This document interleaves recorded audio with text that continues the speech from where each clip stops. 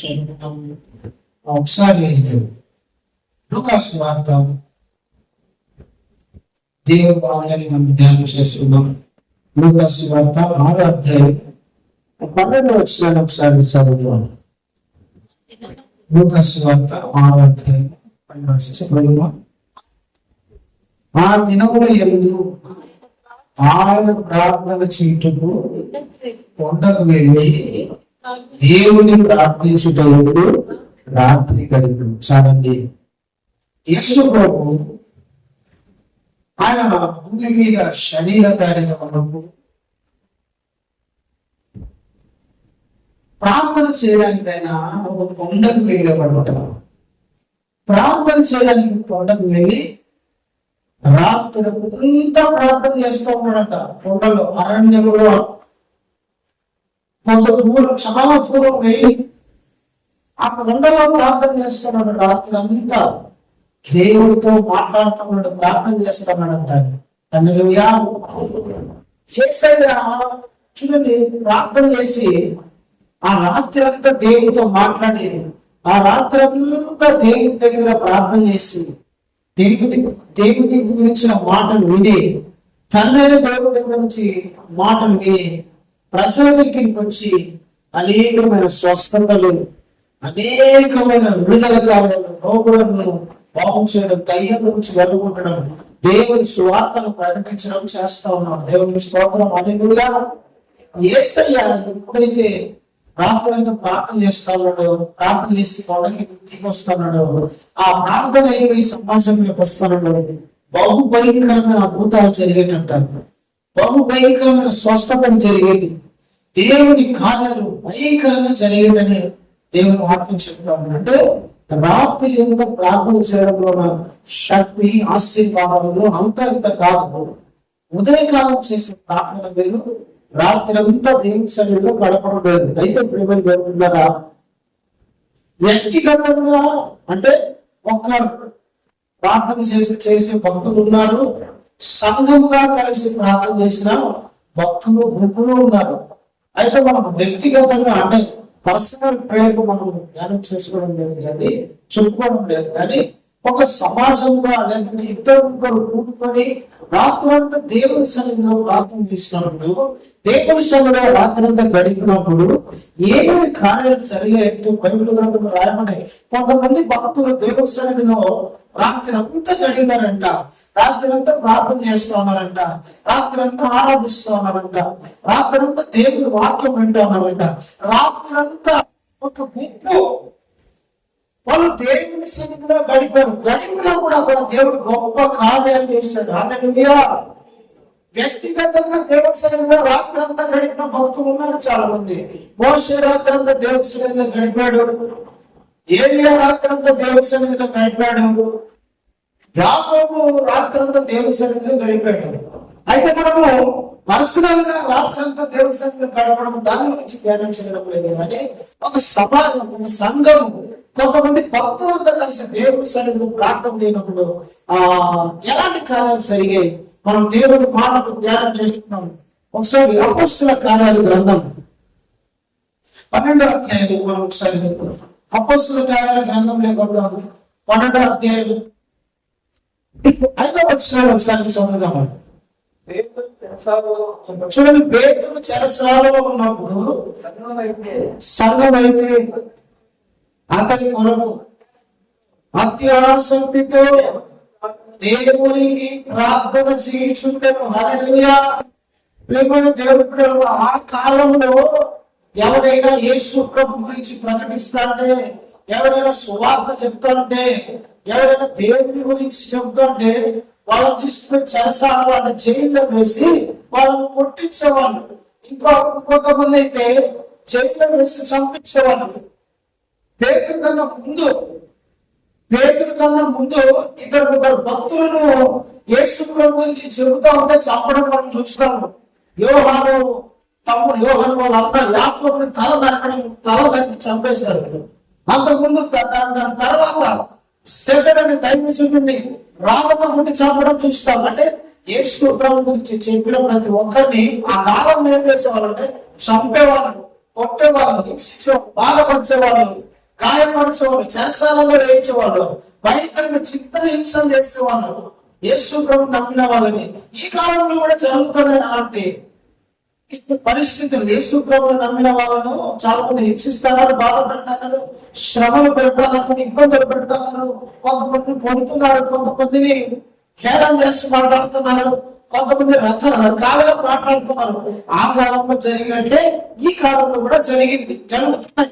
అయితే ఆ కాలంలో పేతురు అనే దైవజనుడు, పేతురు అనే ఒక యేసు ప్రభు శిష్యుడు దేవుని గురించి ప్రకటిస్తున్నప్పుడు హేరోదు కొంచెం మంచి పేరు సంపాదించుకోవాలని యూదులు కొంతమంది కుట్ర చేసి ఈ పేదలు తీసుకుని చెరసాలలో వేయించారు. అది హేరోదు దగ్గర మంచి పేరు సంపాదించాలని యూదులకు అదొక దరిద్ర భావం ఏంటంటే, రాజు దగ్గర మంచి పేరు సంపాదించడానికి అమాయకుని తీసుకుపోయి అప్పగించి అతన్ని చంపిస్తే హేరోదుకు దగ్గర మంచి పేరు వస్తుంది అనమాట. పేదలు తీసుకుపోయి చెరసాలలో జైలు వేసేసాడు. అంటే ఒక పాస్టర్, ఒక దైవజనుడిని, అపోస్తలుని తీసుకుపోయి చెరసాలలో వేసేసాడు. ఇప్పుడు సంఘానికి నాయకుడు లేడు, సంఘానికి పాస్టర్ లేదు, సంఘానికి ఆత్మీయ నాయకుడు లేడు, వాక్యంతో నడిపించేవాడు, పరలోక రాజ్యం వైపు నడిపించే ఒక దైవజనుడు ఆ సంఘానికి లేడు. అయితే ఈ సంఘం ఏం చేసిందంటే ఫ్లకార్డులు కొట్టుకొని పోయి ధర్నాలు చేయాల. హేరోదు దగ్గర పోయి, అయ్యా లక్ష్మణుడు తెలిసే లేదో మా దైవజనుడు తప్పు చేశారని రాజు దగ్గర పోయి బ్రతిమలాడలా. లేదంటే కొంతమంది రాజకీయ నాయకుల దగ్గర, మత పెద్దల దగ్గరికి పోయి కాలభేదానికి పోలా. ఎవరి దగ్గరికి పోలా? సహాయానికి. సహాయం ఎక్కడి నుంచి రావాలా? ఎవరు సహాయం చేస్తారు? మనకు సహాయం చేసేవాడు ఎవరు? రాజకీయ నాయకుడా, సినిమా యాక్టరా, డబ్బున్నవాడా, పేరున్నవాడా, పరపతి ఉన్నవాడా? మనకు ఎవరు సహాయం చేసేది? దేవుడు. సహాయం కొండల వైపు నా కన్నులు ఎత్తుతుందా? నాకు సహాయం ఎక్కడి నుంచి వస్తుంది? ప్రేమ దేవుడు పిల్లలు, భూలోకంలో నీకు సహాయం చేసే వాళ్ళు ఎవరు ఉన్నారు? నేను ఆదుకునే వాళ్ళు ఎవరు ఉన్నారు? నేను విడిపించే వాళ్ళు ఎవరు ఉన్నారు? దేవుడే నీకు సహాయకుడు, దేవుడే నిన్ను విడిపించేవాడు, దేవుడే నిన్ను రక్షించేవాడు, దేవుడే నిన్ను కాపాడేవాడు. నజరేయుడిని యేసే నీ మొర వినేవాడు, నజరేయుడిని యేసే నీ మొర ఆలకించి నిన్ను విడిపించగల సర్వశక్తి గల దేవుడు. హల్లెలూయా. ఆయన దగ్గర నువ్వు ప్రార్థన చేయాలి. మనుషుల సహాయము వ్యర్థం. మనుషులను నమ్ముకోవట కంటే యెహోవాను ఆశ్రయించుట వేరంట. మనుషులను నమ్ముకుంటే వాళ్ళు ఏదో టైం వచ్చి విడిచిపెట్టేస్తారు. అందుకని మనుషులను నమ్మకూడదు, మనుషుల సహాయం కోరుకోకూడదు. ఎవరి సహాయాన్ని అడగాలంటే దేవుని సహాయాన్ని అడగాలి. అబ్బా, నాకు ఈ సమస్య వచ్చింది, ఇంకో వచ్చింది, పోరాటంలో ఉన్నా, ఈ కరువులో ఉన్నా, ఇదిగో ఈ కష్టంలో ఉన్నా, ఈ ఆర్థిక సమస్యలు ఉన్నా, వ్యాధులు ఉన్నా, రోగంలో ఉన్నా, నాకు సహాయం చేద్దామని దేవుడు సహాయం చేయగలగడానికి సర్వశక్తి పొందుతాను. Praise the Lord. ఈ సంఘం అంతా కూడా ఏ వ్యక్తి దగ్గర పోయి సహాయం అడగలేదు, ఏ వ్యక్తి దగ్గర కూడా అయ్యా మా దైవజనుడు జైలు వేస్తారు అని విడిపించండి అయ్యా, రండయ్యా, మీరు కొంతమంది పెద్దలు కదా, రండి ప్లీజ్ అని అనలేదు. వాళ్ళు ఒక రూట్లో కూర్చున్నారంట, ఒక గదిలో కూర్చొని ప్రార్థన చేయడం మొదలు పెట్టారు. హల్లెలూయా. ప్రార్థన చేయడం మొదలు పెట్టారు. ఒక గుంపంతా ప్రార్థన చేస్తున్నారు దేవుని సన్నిధిలో కూర్చొని. ప్రభా, పేతురు గారు, మా దైవజనుడు, నీ దాసుడు, నీ శిష్యుడు చెరసాలలో వేయబడ్డాడు, కొత్తగా అతన్ని చంపుతామని ఒక ఆజ్ఞ వచ్చింది. ప్రభా, ఇదిగో మా ప్రార్థన నిజమైతే, మా ప్రార్థనలో శక్తి ఉంటే, నీవే నిజమైన దేవుడు అయితే, మీరు నమ్మిన ప్రజల ప్రార్థనలు వినవాడైతే పేతురు విడిపించబడాలి, సజీవుడుగా బయటికి రావాలని వాళ్ళందరూ దేవుని సన్నిధిలో కూర్చొని ప్రార్థన చేస్తా ఉన్నారంట. హల్లెలూయా. ఒకరు కాదు, ఇద్దరు కాదు, కొంతమంది కూర్చోనాడా రాత్రి అంతా ప్రార్థన చేస్తున్నారు. ప్రేమని దేవుని బిడ్డలారా, రాత్రి అంతా ప్రార్థన చేస్తూ ఉన్నారు. ఒక దైవజనుడు ఎక్కడున్నాడు? చెరసాలలో ఉన్నాడు. దైవజనుడు కొంతకాలం ఉంటే నాకేమి సంబంధం? దైవజనుడు ఏ పాస్టర్ ఏ సమస్యలు ఉంటే నాకేమి? మాస్టర్ గారు ఏ కష్టం ఉంటే నాకేంటి, మాస్టర్ గారు ఏ వ్యాధులు ఉంటే నాకేంటి, మాస్టర్ గారికి ఏముంటే నాకేంటి చెప్పు, ఆయన పరిస్థితిని చూసుకుంటాడు అనుకోని మీద వదిలిపెట్టేలా వాళ్ళు. మా దైవజనుడు మమ్మల్ని ఆత్మీయంగా నడిపించేవాడు, మమ్మల్ని వాక్యంలో కట్టేవాడు, మమ్మల్ని పరలోకంగా రాజ్యానికి చేర్చడానికి మమ్మల్ని సిద్ధపరిచేవాడు. ఆయన మేము వదిలిపెట్టాము, ఆయన మేము మర్చిపోము, ఆయన మాకు కావాల్సిందని సంఘం అంతా కూర్చొని ప్రార్థన చేస్తుంది. నేటి దినాలలో మాస్టర్లను సంఘం మర్చిపోయే రోజుని, పాస్టర్లను పట్టించుకునే రోజుని, పాస్టర్లను దైవజనులను సేవకులను నిర్లక్ష్యం వేసే రోజుని చాలా సంఘాలలో నేను గమనిస్తున్నా. చాలా మంది దైవజనులు కూడా అలా అంటున్నారు. ఒకప్పుడు బాగా నా కొడుకు ప్రార్థన చేసిన సంఘం, ఒకప్పుడు నా కొడుకు నిలబడిన సంఘం, ఈ రోజు నాకు ఏ ఇబ్బంది వచ్చినా వాళ్ళు కనీసం నాకు పలకరించడం లేదు, నా దగ్గరకు వచ్చి పరామర్శించడం లేదు, నా ఇబ్బందులు వాళ్ళు తెలుసుకోవడం లేదు. రాత్రి పగలు నేను దేవుని సన్నిధిలో కూర్చొని సంఘం గురించి ఏడుస్తా, కన్నీళ్ళు విడుస్తా, వాళ్ళ ప్రాణాన్ని నా ప్రాణం అడ్డేసిన రాత్రి ఎన్నో ఉన్నాయి.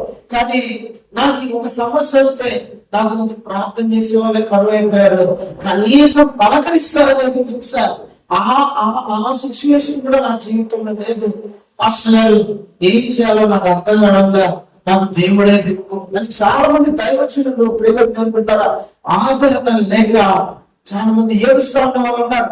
కానీ ఈ సంఘము, ఆది అపోస్తలుల సంఘము, వాళ్ళు పాస్టర్ గారి చెరసాలలో ఉన్నారని, దైవజనులకు చెరసాలలో ఉన్నారని వాళ్ళు నిర్లక్ష్యం చేయాలి. పొద్దున ప్రార్థన 1 గంట ప్రార్థన చేసి వాళ్ళ డ్యూటీలకు వాళ్ళు వెళ్ళిపోలే, వాళ్ళ పనులకు వాళ్ళు వెళ్ళిపోలే, వాళ్ళ వ్యాపారాలకు వాళ్ళు వెళ్ళిపోలే, వాళ్ళ పనులు వాళ్ళు చేసుకోలే. అరే మా దైవజనుడు బంధించబడితే, మా దైవజనుడు చనిపోతే మా నష్టం, మా ఆత్మీయ జీవితాలకు అది తీరని లోటు. ఆయన లేకపోతే మా కోసం ఎవరు ప్రార్థన చేస్తారు? ఆయన లేకపోతే మాకు దేవుడు ఎవరు ప్రకటిస్తారు? ఆయన లేకపోతే పరలోకానికి ఎవరు నడిపిస్తారు? మేము చెల్లాచెదురు అయిపోతాం.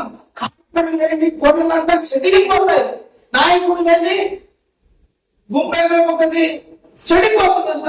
మన నాయకుడు కావాలి, మన దైవజనుడు కావాలి, మన పాస్టర్ కావాలి అని దేవుని సన్నిధిలో అంట వాళ్ళు కూర్చొని ప్రార్థన చేస్తా ఉన్నారు. కొత్తనే కాదు, 1 గంట కాదు, వాళ్ళు మధ్యరాత్రి వరకు ప్రార్థన చేస్తారు ఉన్నారట.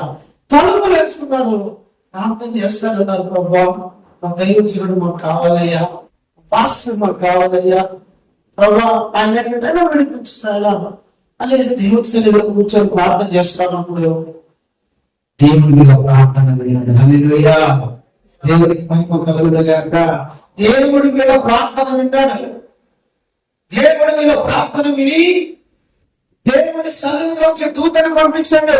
నాయనా ఇదిగో నా పిల్లలు సంఘం అంతా కూర్చొని దైవజనుని గురించి, పేతురు గురించి ప్రార్థన చేస్తున్నాడు. నేను చెప్పేదింటవా, ఎవరైనా చేతిలో ఉంటే వాళ్ళ చేతులకు సంఖ్య వేస్తారు, పొద్దున చంపుతాడు అని ఒక నిశ్చయిత, అంటే పొద్దున చంపేస్తారు. నన్ను ఈరోజు జైల్లో వేసినారు. పొద్దున జైలు వేసినప్పుడు చెప్పారు, పొద్దున 10 గంటలకు నీకు మరణ శిక్ష, నీకు ఉరి అని చెప్పిన. నాకు ఎట్లుంటది, నీకు ఎట్లుంటది? నిద్ర పడుతుంది ఆ రాత్రి, నిద్ర ఉండదు అసలు. బిక్కు బిక్కు సస్తాడు రాత్రి కదా. పేరునంట రాత్రి చెరసాలను నిద్రపోతానంట గురకలు పెట్టి. హల్లెలూయా, చెరసాలలో పేతురు నిద్రపోతున్నాడు. అతను చింతలేడు, భయం లేదు, బంధిస్తాన అందరూ అసలు భయమే లేదు, ఆలోచన లేదు. ఎట్లా నిద్రపోతున్నాడు? నిద్రపోతున్నాడు, అసలు భయం లేదు. పేతురుకు ఉన్న ధైర్యం ఏంటో తెలిసిన, సంఘము ప్రార్థిస్తుంది. హల్లెలూయా, సంఘము నా కొరకు దేవుని సన్నిధిలో మొరపెడుతుంది. మరణము నుండి విడిపించగలిగినది సంఘ ప్రార్థన. నన్ను ఇక్కడ నుండి బయటికి తీసుకోగలిగింది సంఘ ప్రార్థన. హల్లెలూయా, ఆయన సంఘం మీద కోసం ప్రార్థన చేస్తున్నది, సంఘం మీద కొరకు మొరపెడుతుంది. కాబట్టి పేతురు సంఖ్యలలో ఉన్నా, బద్ధకాలలో ఉన్నా సాయంగా నిద్రపోయాడు, హ్యాపీగా నిద్రపోతున్నాడు. మీరు ఎప్పుడైతే ఒక సంఘం దైవజనం గురించి ప్రార్థన చేస్తుందో, ఎప్పుడైతే ఒక దైవజనం గురించి ఇస్తానో, దేవుని సన్నిధిలో ప్రార్థన చేయగలుగుతుందో, ఆ సేవకుడు నిమ్మలంగా ఉంటాడు, ఆ సేవకుడు ప్రశాంతంగా ఉంటాడు, ఆ సేవకుడు ఆనందంగా ఉంటాడు, ఆ సేవకుడు ఇంకొంచెం కష్టపడాలని మనసు వస్తుంది, ఆ సేవకుడు ఇంకొంచెం సంఘాన్ని సంరక్షించాలి, ఆ సేవకుడు ఇంకొంచెం దేవుని భక్తిలో పెంచాలి, ఆత్మలో పిల్లల్ని కొంచెం పెంచాలన్న ఆసక్తి పుడుతుంది. దేవుని పిల్లరా, మరణ శాస్త్రము ఈయన పొద్దున చనిపోతాడంటే దేవుడు చెప్పాడు, ఇదిగో సంఘం మొత్తం ప్రార్థన చేస్తుంది, పేదల దగ్గరికి ఒక దూతను జైల్లో చేతులకు సంఖ్యలు కాళ్ళకు సంఖ్యలు వేసి బయట ఆ కటకట అంటారు కదా, ఆ కటకట ఆ వాక్యలకు టీగా వేసేసి పేదరేమో పడుకున్నాడు.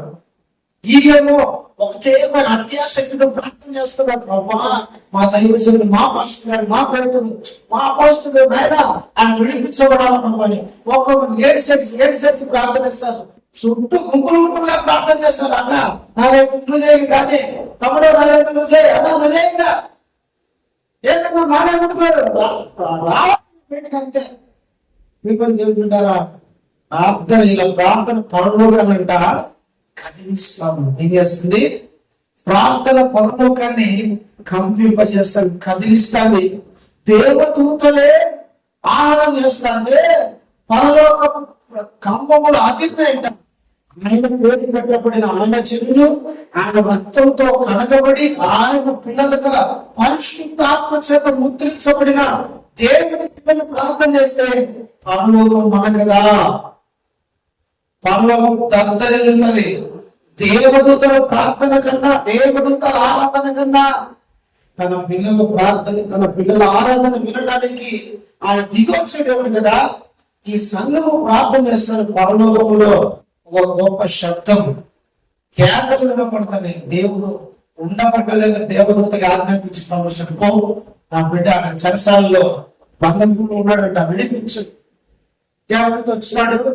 దేవదూతకు బీగాలు కావాలమ్మా, సెక్యూరిటీ గార్డ్ దగ్గర బీగాలు దగ్గర అవసరమా, లోపలికి వెళ్ళినాడు. అటు తగ్గితే బీగం ఓడిపోయింది, కీ ఓడిపోయింది. అట్ట సంకేతం తీసి అట్లా కింద పడిపోయింది. పేతురు మనం పోవాలన్నా. ఆయన లేచినాడు, నడుచుకుంటా కొంత దూరం లేకొచ్చాడు. దూరంలోకి వచ్చిన తర్వాత దేవదూత ఆయన వెళ్ళిపోయాడు, పేతురు వదిలిపెట్టేసి. ఈయన నిలబడి దిక్కులు చూసుకుంటాడు. ఏంటి నేనేమన్నా కలగన్నానా, విడుదల పొందినట్లు బయటకు వచ్చినట్టు, నేనేమో నాకేమో భ్రమ పుట్టిందా, కలగన్నానా చూసుకున్నాడు. కొద్దిసేపు చూసుకొని గిల్లుకొని, అమ్మో నిజం ఏదో జరిగింది, సంపూర్ణ శాపరని. ఎక్కడ వెళ్ళాలంటే తెలిసిన సరాసరి సంఘం ప్రార్థించే చోటు ఏంటంటే హల్లెలూయా, దేవునికి స్తోత్రం. ప్రార్థించే చోటుకి వెళ్ళాడు. తలుపు కొడుతూ ఉన్నాడు. ఒక పాప వెళ్ళింది. అమ్మలారా వెళ్ళారా, నేను పేరుని తలుపు కొడతాను తీయండి ఆయన అంటే ఎవరు తీయడంలా. ఒక పాప మా పాస్టర్ స్వరంగా ఉంటాయి. వీళ్ళంతా అనుకుంటున్నారు, పాస్టర్ రావడం రేపు పొద్దున చచ్చిపోతాడు, ఆయన మరణ శిక్ష విధించబడింది, పాస్టర్ రిలీజ్ అవుతాడు, నీకు పిచ్చి పట్టిందని ఇంకేమన్నా అని పాపను మౌనం చేస్తున్నారు. లేదంటే నేను వింటా, అది మాస్టర్ స్వరమే. పై తీసి చూస్తే అపోస్తలుడైన పేతురు బయటలో ఉన్నాడు. హల్లెలూయా. ఆశ్చర్యం ఉండి రాత్రి అంతా ప్రార్థన చేస్తే ఒక దైవజనుని క్షేమము, రాత్రి అంతా ప్రార్థన చేస్తే ఒక దైవజనుడు విడిపించబడతాడు. రాత్రి అంతా ప్రార్థన చేస్తే దైవజనుని మరణం నుండి విడిపించిన సంఘ ప్రార్థన అదే. మనము కూడా ఒక రాత్రి అంతా సంఘముగా కూడుకొని ప్రార్థన చేస్తే అనేక మంది భారతదేశంలో బంధించబడినారు, వాళ్ళందరూ విడిపించబడదని కాక అనేక మంది బ్రతకాలు గడిపినారా. మన ప్రార్థన శక్తి ఉంది, అది సంఘంగా కూడుకొని చేసిన ప్రార్థన శక్తి ఉంది. నీ ప్రార్థన లేదా శక్తి ఉందనుకుంటాను, లేదనుకుంటున్నావా? నీ ప్రార్థన అంత శక్తి ఉంది. బంధించబడిన వాళ్ళు, చేతిలో ఉన్న వాళ్ళు విడిపించగలిగిన ప్రార్థన శక్తి దేవుడు నీలో పెట్టినాడు. నువ్వు రాకుండా మౌనంగా మరుగైపోతే ఆ ప్రార్థన ఏమైపోతుంది? నీలో ఆ పవర్, నీలో ఆ శక్తి పెట్టాడు. నువ్వు ప్రార్థన చేస్తే, సంఘంలోకి వచ్చి మోకరించి ప్రార్థన చేస్తే దేవుడు నీ ప్రార్థన విని బంధకములను సైతము తెలుసుకున్న శక్తి నీలో దేవుడు పెట్టాడు. కానీ నువ్వు అది నమ్మడం కాదు. నా ప్రార్థన ఏడపని చేస్తుంది పాస్టర్ భలే చెప్పినావు, నేను ప్రార్థన చేస్తే బంధకాలు దిగుతాయంట.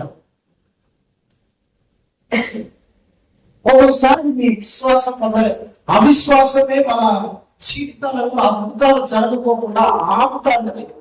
అవిశ్వాసం ఉండకూడదు దేవుడికి. ఒక విశ్వాసకి, దేవుడికి కూడా ఒక భక్తునికి నేను ప్రార్థన చేస్తే ఖచ్చితంగా నా దేవుడు జరిపించి తీరుతాడు. హల్లెలూయా.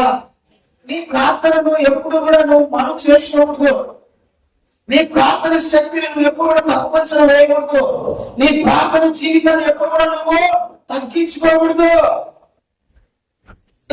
నువ్వు ఇవ్వాల్సిన సమయము దేవునికి ఇవ్వాలా. సంఘ సహవాసంలో మోకరించి ప్రార్థన చేయాల. చేస్తే విడుదల కార్యాలు చూసుకో. చూడండి, ఒక సంఘము ప్రార్థన చేస్తే ఏం జరిగింది? ఒక దైవజనునికి విడుదల కలిగింది. హల్లెలూయా. దైవజనుడు పాస్టర్ బంధించబడితే నాకు వచ్చే లాభం ఏందని మీరు అనుకుంటారు. మనకు వచ్చిన నష్టం ఏంది? ఆయన జైల్లో ఉంటే ఉన్నాడు. వచ్చే నష్టం ఏంటంటే, నష్టం ఏంటో తెలిసిన పాస్టర్ బంధకాలంలో ఉంటే శుభాలు ఆగిపోతుంది. ఆ పాస్టర్ బంధకములు ఉంటే, బంధకాలను ఉంటే సువార్త తగ్గిపోతుంది. దేవుని రాజ్య సువార్త విస్తరించబడదు. చాలా మంది సేవకులు ఇట్లా చేయడమే కాదండి, ఆర్థిక పరిస్థితులలో, కుటుంబంలో చాలా బంధకాలలో ఉన్నారు. వాళ్ళందరి కోసం ప్రార్థన చేయాల్సిన బాధ్యత ఎవరి మీద తెలిసిన సంఘం మీద ఉంది. హల్లెలూయా. హల్లెలూయా.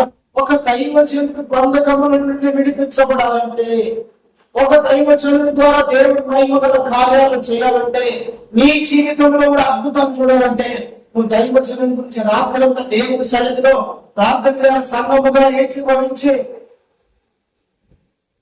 నీ దైవజనుడు, నీ పాస్టర్ గారు, నీ ఆత్మీయ నాయకుడు బంధకాల్లో ఉంటే నీకు అది ఆశీర్వాదం కాదు, నీకు అది మేలు కాదు, నీకు అది దీవెన కాదు.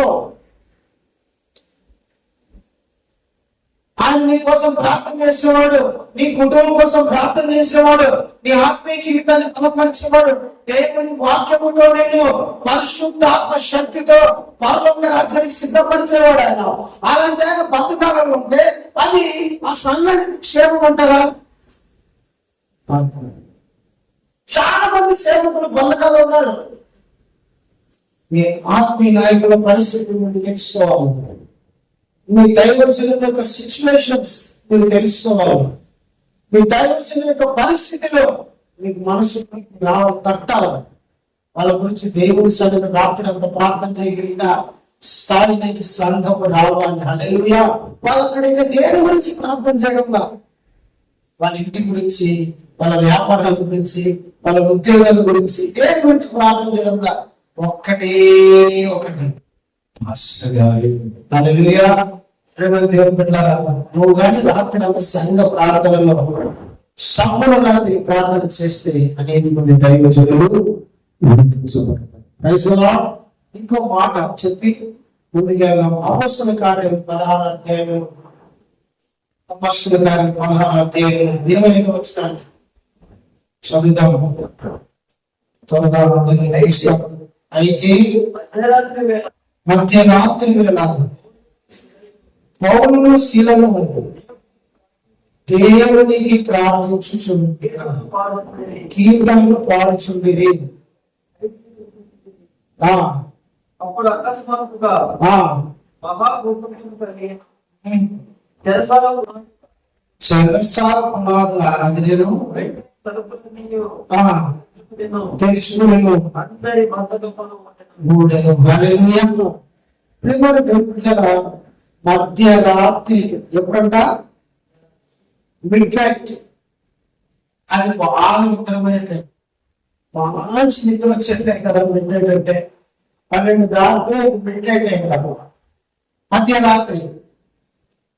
12 అప్పటికి వాళ్ళేమి ఫ్రెష్ గా ఏం లేరు. వాళ్ళంతా దెబ్బలు, గాయాలు, రక్తం కారుతుంది, బాగా నొప్పులతో ఉన్నారు. కానీ వాళ్ళంట మధ్యరాత్రి కూడా ఏం చేస్తున్నారంట? ప్రార్థన చేస్తా కీర్తనలు పాడుతున్నారంట. హల్లెలూయా, హల్లెలూయా. ఇద్దరు కలిసి, పౌలు శీల ఇద్దరు కలిసి మధ్యరాత్రి వరకు ప్రార్థన చేస్తున్నారంట.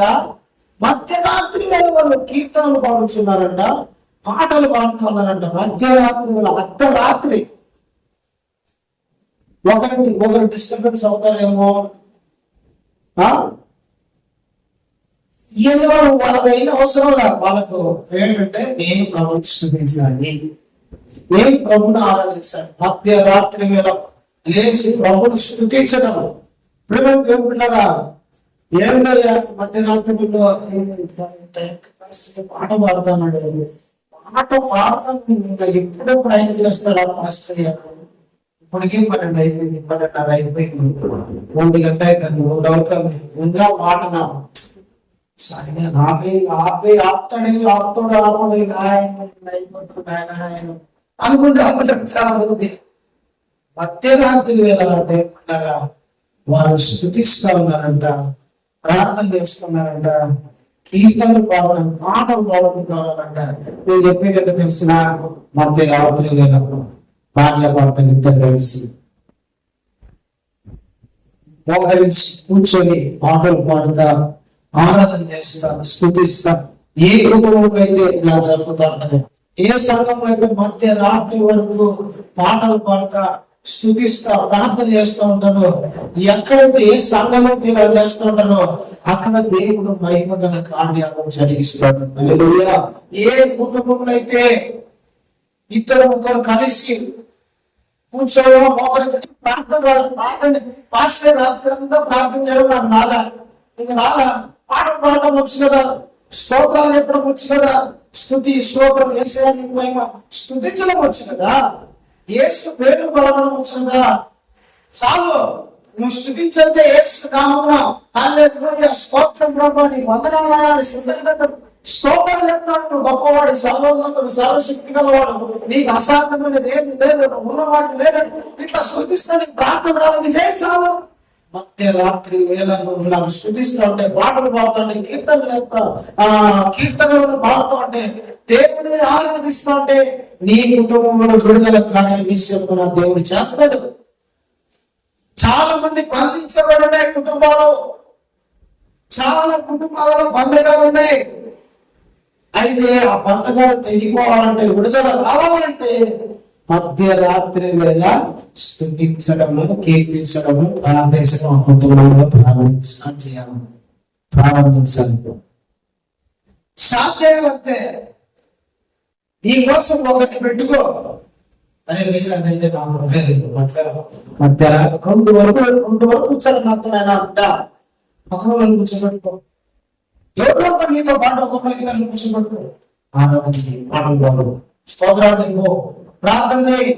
మానతో వారానికి లేదా నెలకు 2-3 సార్లు అట్లా రాత్రి అంతా కూర్చొని దేవుడి సన్నిధిలో, నీ ఇంట్లోనే కానలే, మందిరంలో ఒక రోజు, అట్లాగే నీ ఇంట్లో 2-3 రోజులు, 3-4 రోజులు, నెలలో అట్లా చేయి. మధ్యరాత్రి వరకు 1 గంట వరకు, 2 వరకు తినద్దు. రాత్రి కూర్చో, దేవుడి సన్నిధిలో కూర్చో, పాటలు పుస్తకం పెట్టుకో, పాడుకుంటా కూర్చోంతే. స్తుతించెదను నిన్ను నేను మనసారా భజించెదను అని పాట పాడుకో. రాత్రి అంతా వచ్చి ఆ పాటే పాడు. ప్రభువే ఏదమ్మా రాత్రి ఒకటే పాట, అరిగిపోయి క్యాసి అరిగిపోతారు. అన్నట్టు పాట ప్రభు ఆ పాట 1,00,000 సార్లు.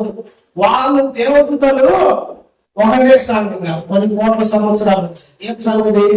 పరిశుద్ధుడు పరిశుద్ధుడు పరిశుద్ధుడు పరిశుద్ధుడు. కోట్ల సంవత్సరాల నుంచి ఒకటే పాటే పాడుతుంది. నాకు బోర్ కొట్టిందా? లేదు ఆపండి. ఇంకా ఏంటిదా, కొన్ని సంవత్సరాలు అయిపోతే ఒకటే పాట వెళ్తాడు ఆయన. ఆపడం బాబు అన్నాడు. వాళ్ళు ఆ పాట పాడైపోతే ఇంకా ఆయన ముఖ్యం వస్తుందంటారు. హల్లెలూయా. నీకు ఒక పాటే రావచ్చు, ఆ పాటతోనే రాత్రి అంతా పాడుకో. కానీ రాత్రి అంతా దేవుని సన్నిధిలో కూర్చున్నారు.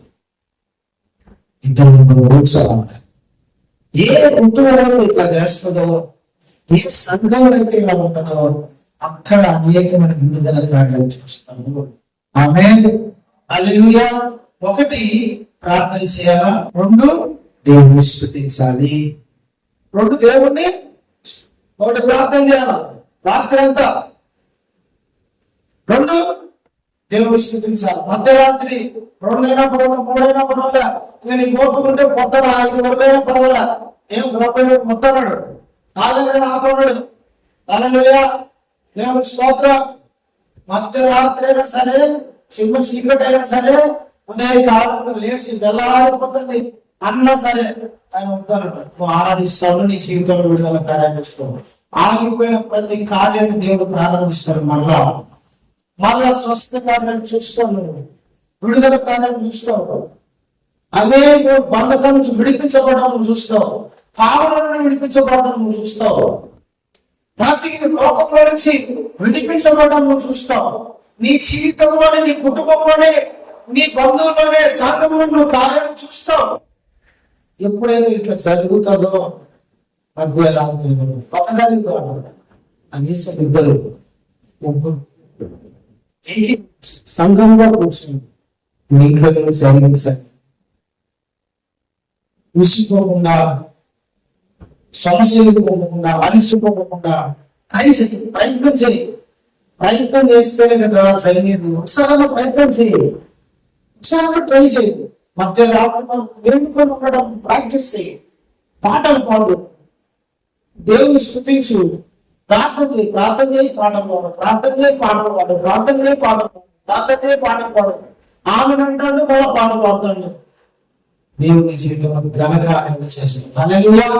ఇంకొకటి ఆఖరి వచనం మనం చదువుకుని అపోస్తల కార్యాల గ్రంథం 20వ అధ్యాయము 7వ వచనం చదవండి. ఈ అపోస్తల కార్యాల గ్రంథము 20వ అధ్యాయం 7వ వచనాలు మనం చదువుకుందాం. చదవండి. ఆదివారమున మేము రొట్టె విడిచినప్పుడు కూడించినప్పుడు పౌలు మర్నాడు వెళ్ళనయుండి వారితో ప్రసంగించుచు మధ్యరాత్రి వరకు విస్తరించి మాట్లాడుచుంటారు. మేము కూడి ఉన్న మేడగదిలో అనేక దీపములు ఉండెను. చాలండి, చాలు. దేవుని స్తోత్రం. చూడండి ప్రభువు, దేవుని బిడ్డలారా, ఆదివారం వచ్చింది.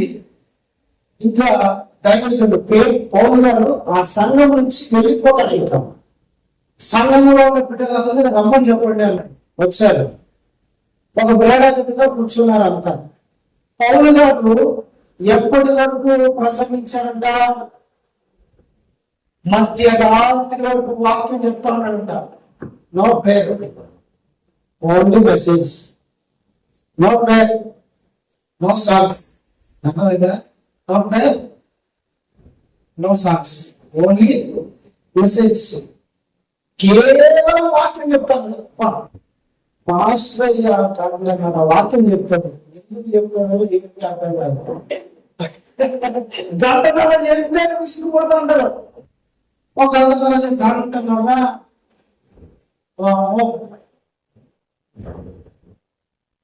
పాఠం అంటే ఇన్ని పాటలు అంటారు. వాక్యం అంటే ఇంత వాక్యం మనం. ప్రార్థన అంటే ఇంత ప్రార్థన అంటారు. వాక్యానికి ఓర్చుకోలేరు, ప్రార్థనకు ఓర్చుకోలేరు, పాటలకు ఓర్చుకోలేరు. ఇలా ఏంటంటే సగం సగం సగం సగం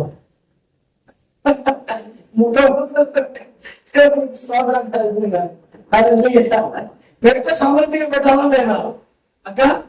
ఏ భోజనం ఏమి పెట్టినా ఖాళీ కడుపుతో పంపించకూడదు, సమృద్ధిగా పెట్టి పంపించాలి. శుభమవుతుంది. మన అక్క మన ఇంటికి వస్తే భోజనము సమృద్ధిగా పెడతాం, ఖాళీ కడుపుతో పంపి సమృద్ధిగా పెట్టి పంపిస్తుంది. అట్లనే పాపం ఆ రాత్రి ఇంకా వెళ్ళిపోతాడు. విస్తరించట, విస్తరించి వాక్యం అంటే రాత్రి వరకు బోధిస్తూనే ఉన్నాడు. ఒకడు అది ఆ కిటికీ ఉంది కదా, సేమ్ ఒక కిటికీ ఉంది మేడ మీద. అయితే దానికి జాలి ఉంది. దీనికి చాలేదు, దానికి లేదు. కిటికీలో చల్లగా వస్తుందని కూర్చోన్నాడు. అయ్యా కింద కూర్చోవచ్చు కదా, లేదా కుర్చీలో కూర్చోవచ్చు కదా, ఆ కూర్చున్నాడు. ఎక్కడ అది చల్లగా అనిపిస్తుంది. ఈ వాక్యం చెప్తాడు, శ్రద్ధగా వినాలి. ఏం చెప్తాడు, రేపు వెళ్ళిపోతాడంటే ఇంకా రాడు, వస్తాడో రాడో తెలియదు. మనకి ఈ రోజు ఆఖరి రోజు, ఇంకా పాస్టర్ గారిని మనం చూడము, రాత్రి వెళ్ళిపోతాడు, ఆసక్తిగా వినాలిగా. ఏం చెప్తాడు, మరి ఆయనకు ఉద్యోగం జాగ్రత్తగా, ఏమో సంఘాన్ని నీకే అప్పగించుకోవచ్చేమో, అంతవరకు గడింది, మధ్యరాత్రి అయింది, నీకు ఇంకా స్టార్ట్ అయింది చూడ. ఏం చెప్తాడో తెలియదు. దేవుడు ఇతనిలో నుంచి అపోస్తలుడైన పౌలులోంచి ప్రేరేపించి, అయితోకు దేవుడు నాతో ఈ రాత్రి సెలవిస్తున్నాడు, ఈ సంఘానికి కాపరి నీవే చెప్పచ్చు.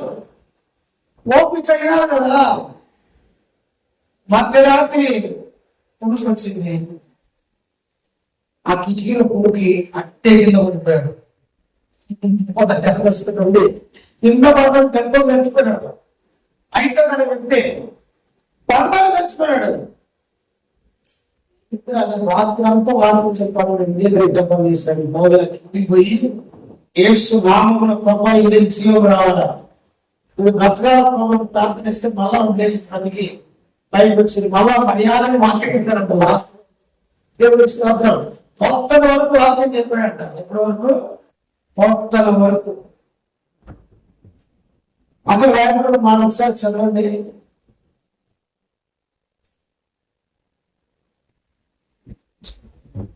అది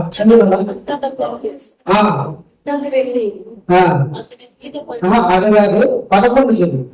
అతడు మరలా పైకి వచ్చి రొట్టెలు విరిచి పుచ్చుకొని తెల్లవారి వరకు విస్తారముగా సంభాషించి, తెల్లవారి వరకు, మధ్యరాత్రి పోయింది, తెల్లవారు అప్పటి వరకు వాక్యం చెప్తారన్నాడంట.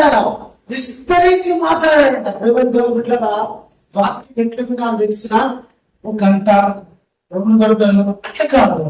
దైవజనుడు అర్ధరాత్రి వరకు బోధించిన కదా, తెల్లవారిని బోధించిన వినే ఆత్మీయ జీవితం ఏమనుకుంటారో వాళ్ళు ఆశీర్వదించబడతారు, వాళ్ళు వెలిగించబడతారు.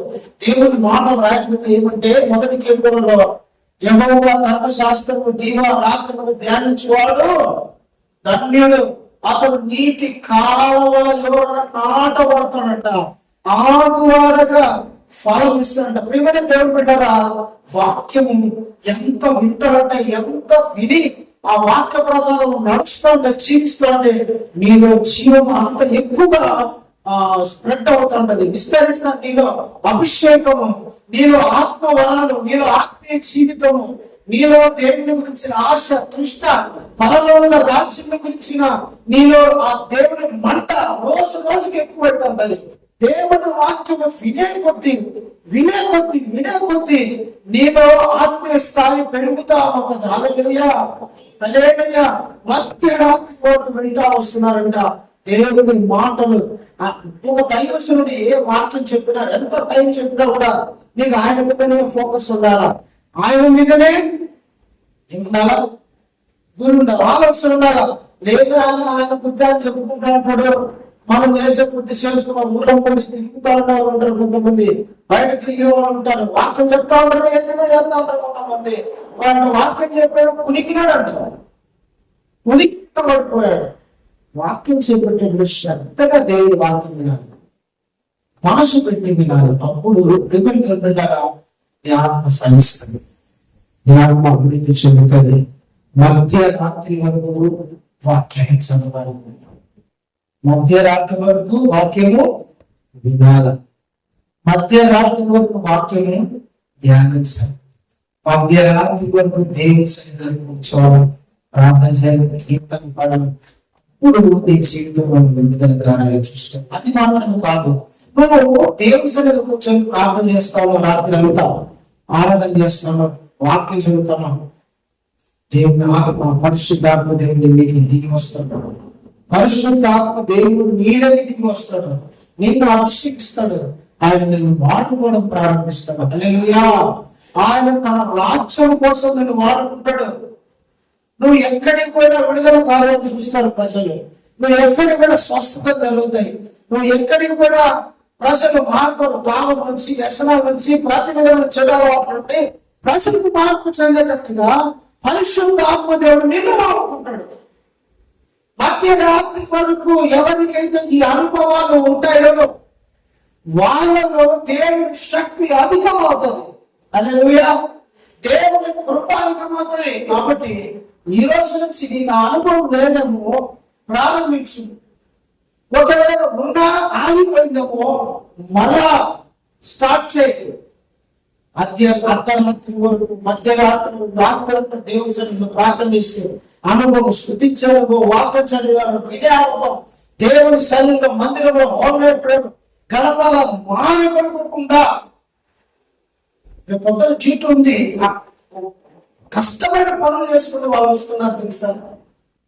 వేలమైన పనులకు పోయేవాళ్ళు, రాళ్ళు ఎత్తే పనులు, ఇసుకలు ఎత్తే పనులు, సిమెంట్ ఎత్తే పనులకు పోయేవాళ్ళు, కాలేజీలో పోయేవాళ్ళు వస్తున్నారు. కానీ ఇంటికాడ సోమరిగా ఉండి తిని పండుకొని నీకు దేవుడి సన్నిధిలో గడపాలని ఆశ లేదా? తిని పండుకొని నిద్రపోతున్నావు, సమయాన్ని వేస్ట్ చేస్తున్నావు, వృధా చేస్తున్నావు. ఇన్ని దేవుడు ఎట్లా వాడుకుంటాడు? నేను దేవుడు ఎట్లా ఉపయోగించుకుంటాడు? దేవుని రాజ్యంలో ఎట్లా కష్టపడతావు? దేవుని సువార్త నీ ద్వారా ఎట్లా వ్యాప్తి చెందుతుంది? ఇంటికాడ తిని పడుకోవడానికి దేవుడు నిన్ను రక్షించుకుంటుంది. హల్లెలూయా. Praise the lord. ఒక పక్క దేవుని మందిరంలో సంపూర్ణ రాత్రి ప్రార్థన జరుగుతుంది. చాలా మంది అసలు చదువు రాని వాళ్ళు వచ్చి కూర్చుంటారు, ముసలి వాళ్ళు వచ్చి కూర్చుంటారు, పని చేసుకునే వాళ్ళు వచ్చి కూర్చుంటారు, బలహీనులు వచ్చి కూర్చుంటారు. నాకు అన్ని దేవుడు ఇచ్చాడు, బలాన్ని ఇచ్చాడు, శక్తిని ఇచ్చాడు, జ్ఞానాన్ని ఇచ్చాడు, ఈ రోజు దేవుడు కృపనిచ్చాడు. నేను ఎలాగో 8 మందిని వెళ్ళకుండా ఉండాలా? ఆత్మ నడిపి నీకు రావడం లేదా? ఆత్మ దేవుడిని హెచ్చరించడం లేదా? ఆత్మ దేవుడిని పొడిగొప్పడం లేదా? లేదా ఆత్మీయంగా చచ్చిపోయావా? జీవించుచున్నావా? పేరు మట్టిగా ఉంది కానీ నీవు మృతుడమైపోయావా? మరలా పరిశుద్ధాత్మ దేవుడు నీతో మాట్లాడుతున్నాడు. లే, మృతులలో నుండి లేని క్రీస్తు నీ మీద ఉదయించుచున్నాడు. నిన్ను వాడుకోవడానికి, నీ ద్వారా దేవుని రాజ్యం విస్తరించడానికి దేవుని అభిషేకిస్తాడు. దేవుని కృప మనందరికీ దయచేయగాక. దేవుని శక్తి, బలము, మహిమతో మనం అందరం నడిపించబడము గాక. దేవుని ఆత్మ మన మీద బలముగా మనం పనిచేయడం గాక. ఆమె ప్రార్థన చేసుకుందాం. దేవుని బిడ్డలు మోకరిస్తాం. అందరూ కూడా మోకరించండి. ఆదరణ ప్రార్థన చేసుకొని ముగించుకుందాము.